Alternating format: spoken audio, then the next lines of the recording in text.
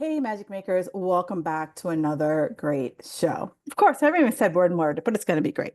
So, today we are talking about how to ditch the diet drama, burn in the old rule book, and give your body that good old-fashioned love, strength, and strategy she is begging for. And today I'm coming with a little tough love. I don't want anyone to feel called out. I want you to feel called up. And this is what if you and I were BFFs and we were sitting around having a great cup of coffee, and I wasn't afraid of hurting your feelings because we all know that we all have that one friend, right? Who you can say whatever the hell you want to say to it, and they're still going to call you tomorrow. And this is what I would tell her if I wasn't afraid of hurting her feelings. This is what I would tell her if you are more afraid of staying stuck than actually taking the action. So buckle up because I got the love to give and I'm giving it to you nice and straight. So, one of the biggest things I hear from many of you is that like, oh my God, I'm in a plateau. And like, like your body is like the evil villain in your story. But in fact, the plateau isn't punishment. It's just math, right? It's telling you that what you're doing right now isn't working. And I get it. Some of you tell me like, "Oh my God, Kim, I'm dieting so hard. I'm giving up, all the things. I'm not doing carbs. I'm fasting. I'm doing X number of hours of cardio." But your metabolism might just be in protective custody, right? It's not broken. You're not doomed. You're just stuck in the echo chamber of your old beliefs. So instead of being frustrated by how hard you're going, how much you're doing, get curious, right? And curious is one of my most favorite words, right? Here is where I ask better questions. That's my favorite thing is I want to ask better questions. So ask yourself, what am I actually eating? Am I packing my lunch and I'm not eating it, and then I go home and I raid my pantry? Am I packing my lunch and I'm only bringing a banana and some pistachios and saying that I'm being vegan? Am I eating just anything I want, tracking it later in a day, and then being like, oh shit, what's actually going on? And am I clear about what exactly am I chasing? Am I always trying to hit a number on the scale like I'm trying to balance my bank statement, right? Because if your goal is to lose fat and feel strong, but you're tracking every morsel like it owns you money, how's it working out? Because I see it all the time. Like you track your food, you hop on the scale doesn't budge, the scale doesn't move, and then you go back and you're like, well, this got to go and that got to go, versus really looking at like all the other pieces of the puzzle. Because the goal isn't to punish your body, it's to find a strategy. And to find a strategy that's going to work with you, you got to ask smarter questions instead of recycling the same old bullshit like pull carbs, pull sugar, pull, versus how many vegetables are you having? Right? How much sleep are you getting? How are you managing your stress? Right? Because this is the next thing that leads you to it's like, oh, girl, I just need to get back on track. I just need to get back on track. And and then you say like, I just need to get back to what I used to do. Just get back to what I used to do. And I just want to be like, girlfriend, all right, how long ago did you do what you used to do? Right? Because that version of you might have been a different life, a different time, different demands. Maybe you need a time machine, right? But your habits need to meet your life where you are now, not your dream life, right? So it's like, I look back at what I did at 35, what I did at 45, and I know that right now, that's not me. That's not one, my schedule, but two, do I want to? And for many of us, we're like, back then I did A, B, and C and I got results. But also back then, maybe you had one child. Now you got three. Maybe back then you were just a line employee and now you have three direct reports. Maybe now you got aging parents and you're driving them to doctor's appointments. Maybe now, your kids are elite soccer, dance, whatever, and you're carting them around the state, right? So here's where we have to kind of start asking ourselves, like, what does my life really look like? Not my dream life, not my fantasy routine, not my 2014 self, because that will show us what track is really going to look like for us. Because if we start saying, I need to get back on track, I need to get back on track, what if It means just being able to show up for yourself today. And what if we, instead of trying to chase the perfect plan, the perfect schedule, we just chased better, right? Because better is repeatable, better is sustainable, and better don't burn you out in 2 weeks. Better don't burn you out when, hockey season comes. Better doesn't burn you out when you get busy at work. So this is where I'm always asking clients to like give me 1 to 3 non-negotiables that you can do regardless of what is going on in your life, regardless if it is hockey season, regardless if it is tax season, regardless if work is just batshit crazy for the next couple of weeks. That's where what we're chasing. We're chasing that because the rules that we the rules that we apply to ourselves. Those are the word. That's the words I'm looking for. That's the words I'm looking for. The diet rules that we apply to ourselves are just really loud opinions. And most of us don't even really remember, one, why they started following those rules. Is there freaking evidence that these rules actually work? Or maybe they work, but they haven't worked you can't even, you don't even remember when they stopped working. Like, this is what I hear. Don't eat carbs after 6 o'clock. You got to eat clean. You got to earn your food, or I can burn off, last night's sins with this workout. None of those are facts.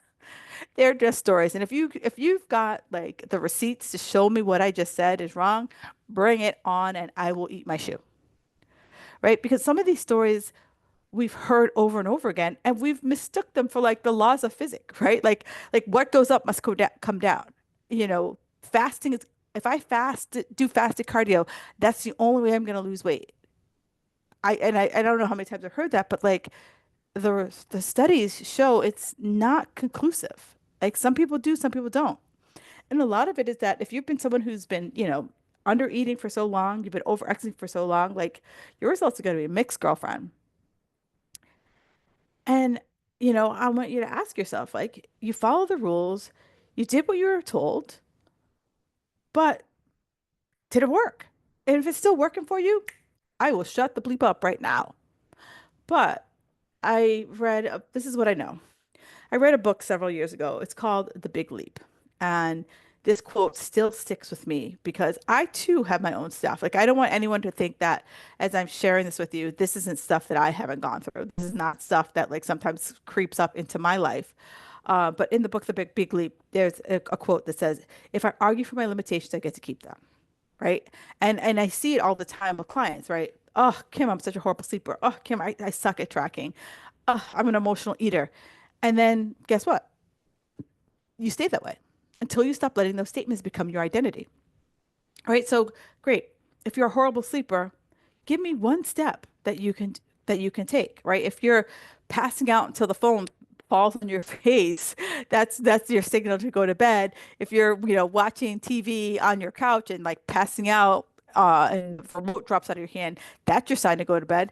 Then let's come up with a bedtime for you, right? If you tell me you suck at tracking food, I get it. I suck at tracking food too, but I had to start coming up with like cues and habits to start to get me into a better place for tracking my food. And for an emotional eater, can we pause, right? Can we start to like recognize what emotions push us into the pantry, right?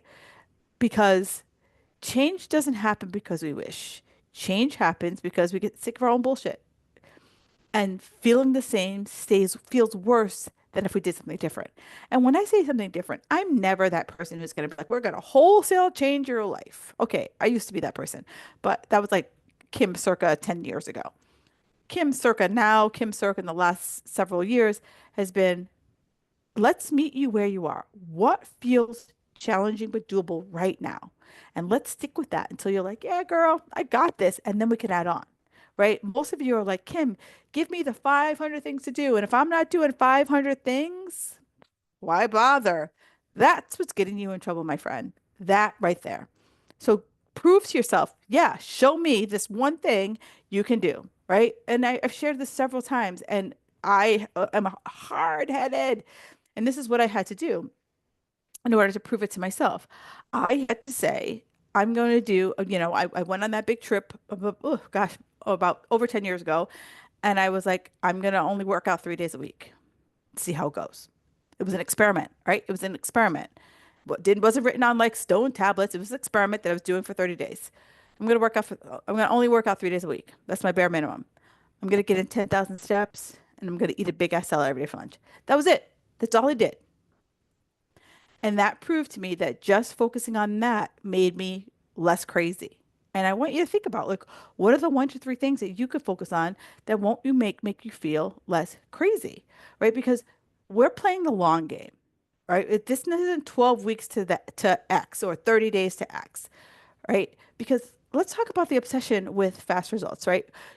You'll spend years kissing frogs, detoxing, 75 harding. I don't know. I have a friend who does a 75 hard, and I want to say she gets to like day 10, day 20.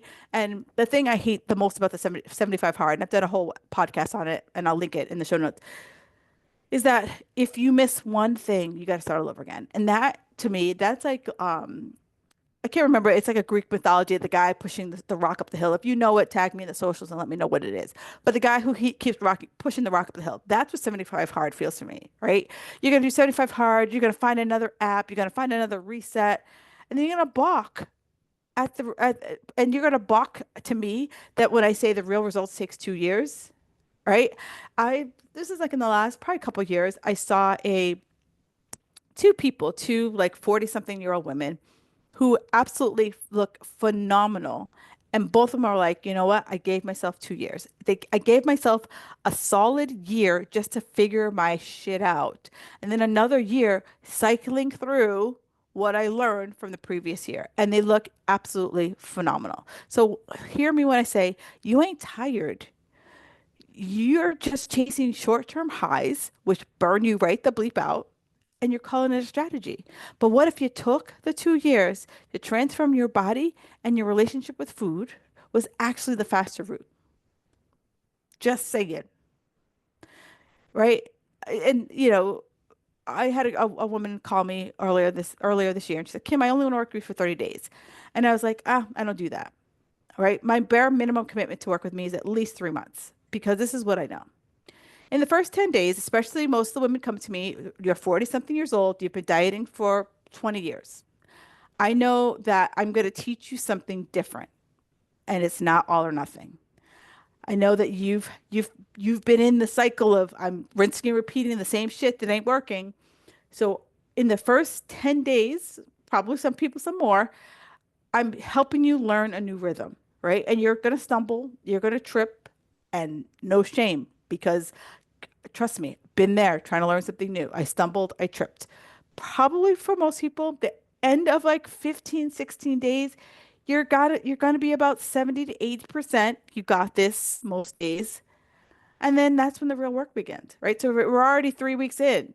So that's why I know that give me 12 weeks or more because change does not come in a 30-day bottle, right? You don't try, I'm not sure where I heard this, but you don't try transformation, you train for it. And, you know, I don't know of anybody or anyone who could train for something in 30 days, right?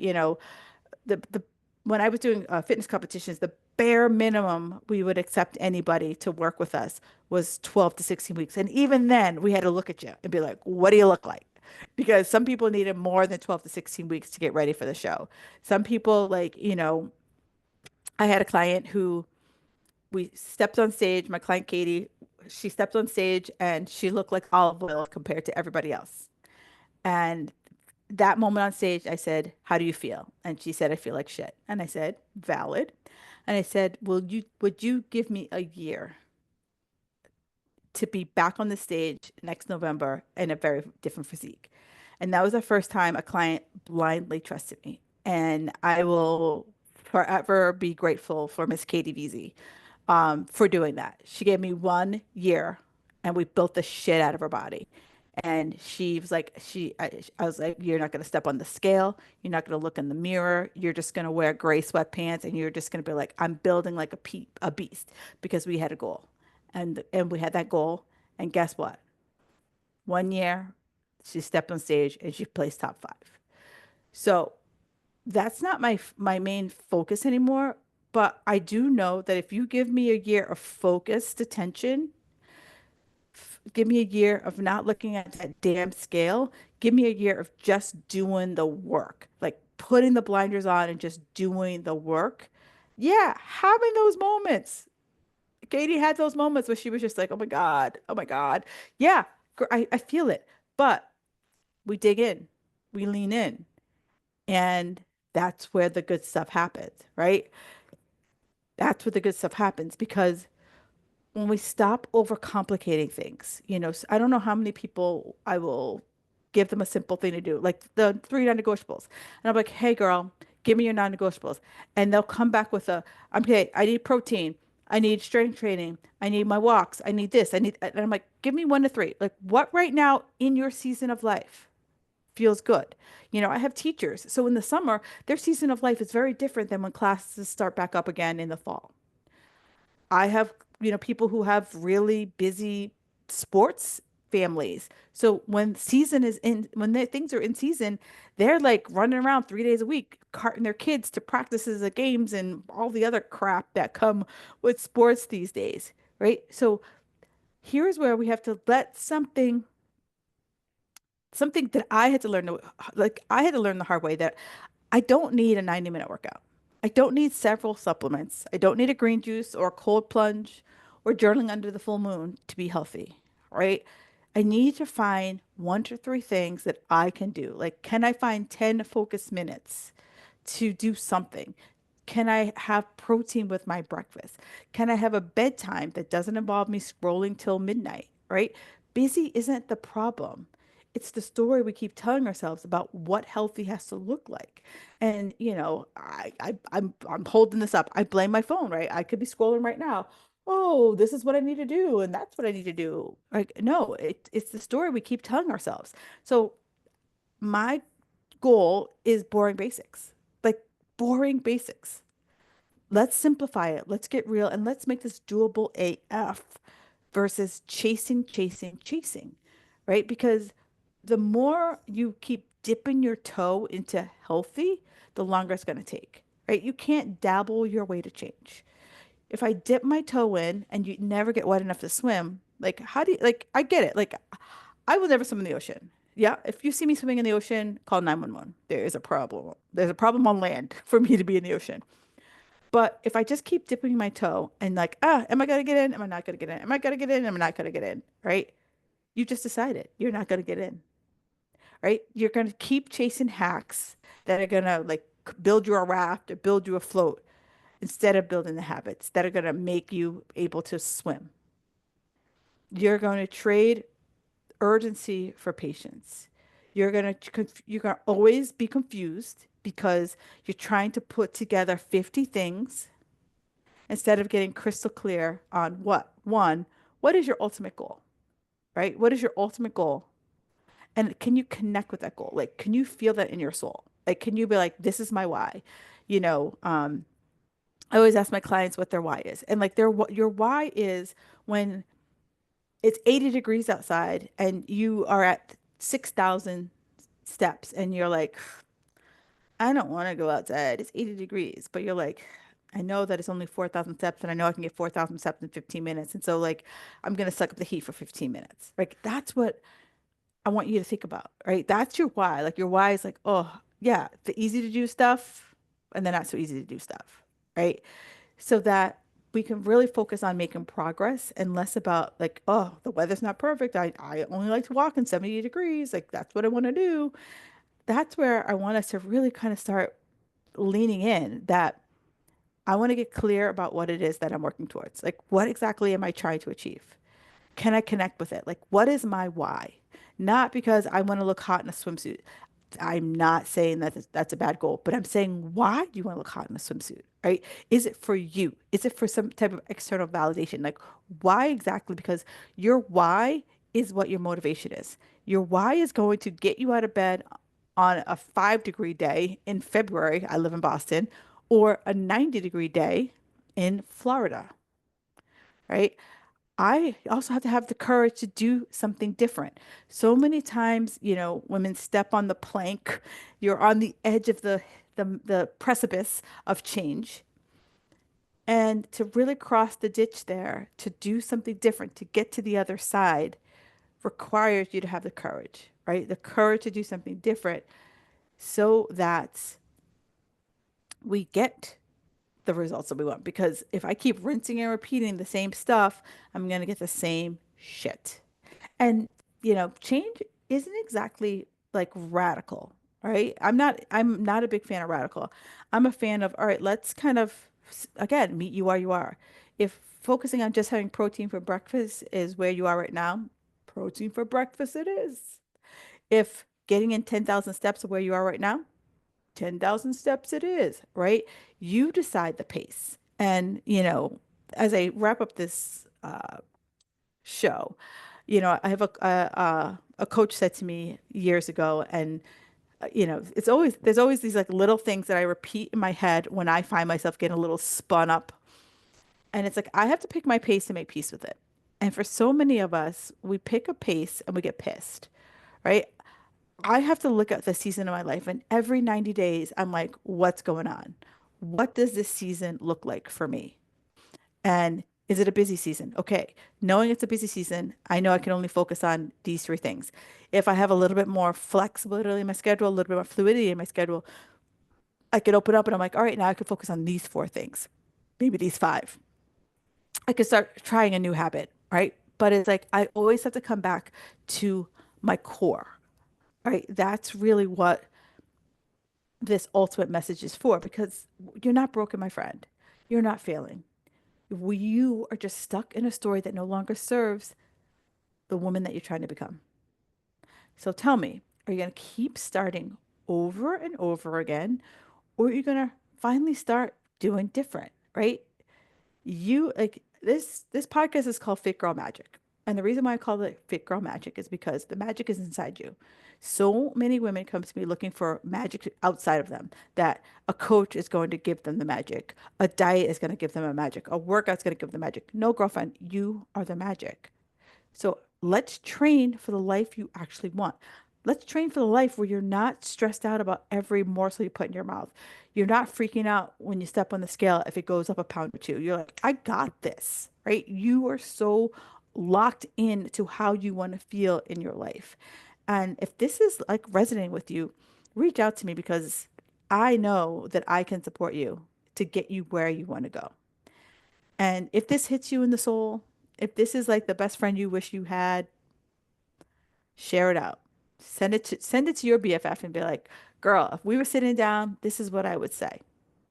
Because I want to hear from you. And then also like if there was like one belief that you were done arguing for, screenshot this episode, tag me in the socials, right? Because ladies, we are moving to the next level. Like your next level Shara, your next level Susan, your next level Pam.